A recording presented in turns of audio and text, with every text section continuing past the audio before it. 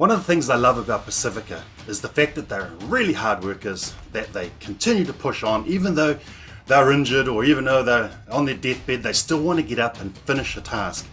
That is fantastic. However, sometimes these sorts of things can work against us. My next guest will share something about that.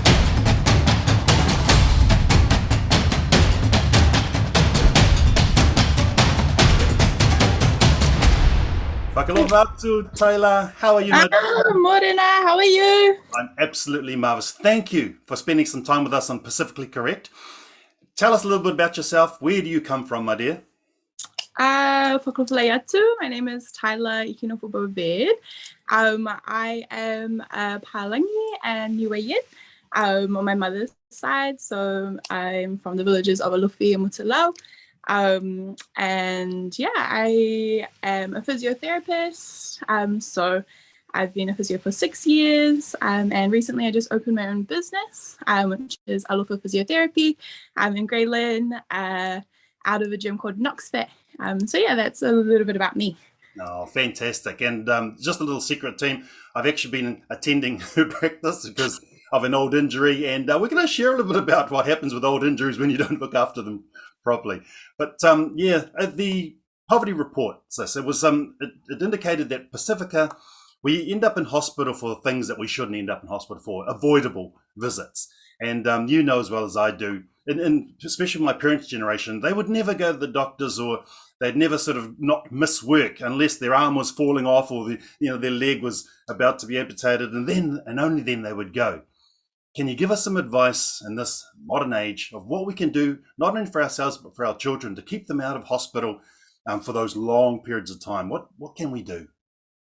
I would definitely say, it does come down to a lot of cultural stuff. So, us Pacific people as a culture, we really value resilience, and we value, being strong, and trying to push through certain things because we have to work, we have to live, we have to look after our families. And so I think the main thing is being proactive when we do know that something's wrong, because you will notice if you do have symptoms, or say if your kids are not feeling well, then it is definitely really important to make sure that we get in and get assessed and get treated, to stop those longer stays in hospital. Because the key word with what you were saying was that we go into hospital for preventable illnesses. So I definitely think, the thing with preventing things is you got to get in early before it snowballs. And then, we're staying in hospital for a longer period of time. And it's all, not necessary. There are services that we can access early to be able to stop us from having to stay in hospital or say go to a physio, like when I see patients. And sometimes they've been dealing with things for 3 months, 4 months, or sometimes years. And you ask them, how long has it been painful? And they'll say, it's been sore for 4 or 5 months. And I think, how do you live, with pain? And it's not a normal thing to be living with, discomforts and things like that. So definitely acknowledging that there is something wrong is the first thing as well, because we tend to, deny it. Oh, it's not that sore. I'm okay. But definitely, we don't have to be living like that. We don't have to be in pain all the time. So definitely in terms of like our young people as well, kids normally heal quite quickly. So it is important, say after 3 or 4 days, if they're still complaining after netball or league, I've got a sore leg or got a sore arm, definitely get them in to be treated, or, get an x-ray, get something like that, just to make sure. It's also peace of mind. We can't just say, oh, drink some water and you'll be fine, which is, sometimes what happens. But yeah, definitely being proactive, and then also prevention. So there is, ways to prevent yourself from being injured or also being sick, and that's health. So, making sure that we're fit, active, if that means for you going and playing, a game of indoor netball, or if it means for you, our elders, just walking down to the letterbox, doing some exercises in their lazy boy when they're watching TV. It is really important to keep moving. The stronger we are, the better we're gonna be, and the better we're gonna, come out on top of injuries and things like that. So those are two of my main takeaways: is being proactive, and then also making sure that we stay healthy, especially through COVID season. It's very important to make sure that we're looking after our bodies.